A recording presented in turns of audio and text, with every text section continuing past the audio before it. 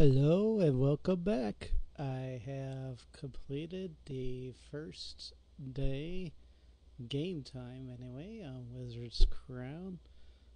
Thanks for watching the previous videos. An overview is that we got almost 100 experience points on the very first day from 11 fights.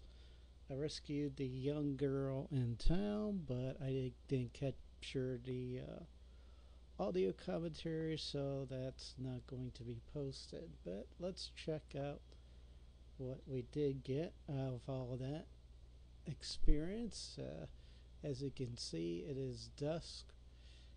We don't want to go outside when it's nighttime because we don't have any spells that can increase lighting like Foxfire or Night Vision, so we're gonna head for the tavern and then go to the inn and rest up. But let's look over everybody. So yeah, I still got a lot of the starter stuff, so nothing new really. His karma is up to 100. That's gonna be my goal for my priest, like early. So it was all karma for my first two characters. Their next skill will be Turn Undead, since Turn Undead is kind of dependent on karma, and Axe and Flail take 6 experience, whereas Turn Undead is just 4. So Turn Undead is going to be my choice, because without any karma, there's no point in putting any points into Turn Undead. Alright, as you can see, we have 13 morale loss. So each fight, depending on how long it takes, can give you no morale loss, or it can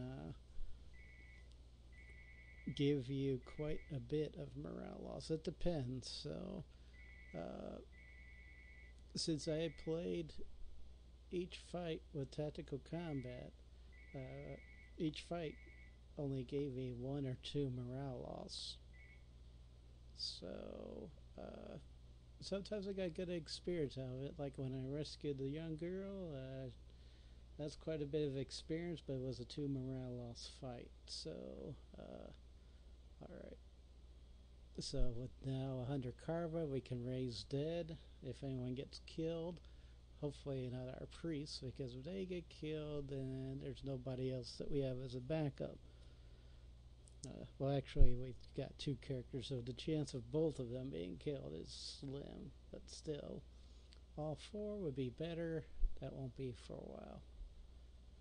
Okay, he's pretty much the same story. All karma. Now, I was a little bit surprised on my main Hagler. He started out at 36. He got up to 182 for 100 experience. That's a huge boost. I mean, 250 is the goal, obviously, but we might hit that on the 3rd or 5th day, roughly. 100 experience. I mean, it's going to take 150 just to go from 200 to 250. So that's at least 2 days. So I'm expecting, as I mentioned earlier, probably about day 5 roughly, which is going to be the time of my next update. So okay, so there's our reward for rescuing the young girl, the +2 broadsword, and you get that in a location northeast of this town. I don't think I quite cleared out the town, even though I got into 11 fights, and I still think you have to get rid of undead in the town, like a couple of pockets or whatever, but we're not going to do that because we don't have anyone that has turn undead, so we're just holding on to stuff we'll sell it after we rest up.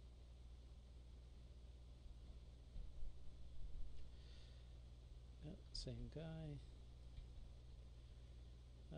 Some of these items are worth quite a bit of money, or you can use them in dungeons. Like, for example, the 50 feet of rope.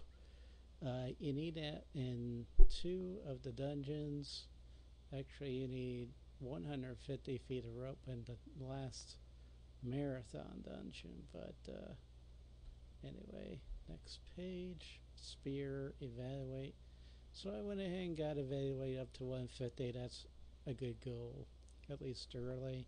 Get all my secondary skills up to 100. 100's about where I want to start off at.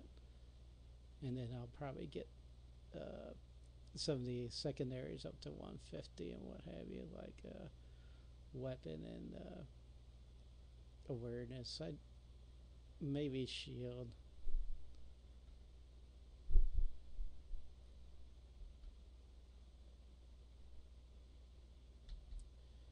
Okay, so these enchanted items, this +3 jar, this is like a small item. So I could use this as a substitute shield. It gives me a better benefit in terms of damage protection, but of course if I get hit, I cannot block with a jar. So I'll think about using it. I'm not entirely sure yet, but so there's its defense rating, bash, cut, thrust, physical magic, and magic. So a +5 would obviously be 10. Shields just have a bash defense of 4 or 6, depending if they're bucklers or shields. So this is better in terms of defense. So, and besides, we got priests, so we could probably get away with using jars instead of shields.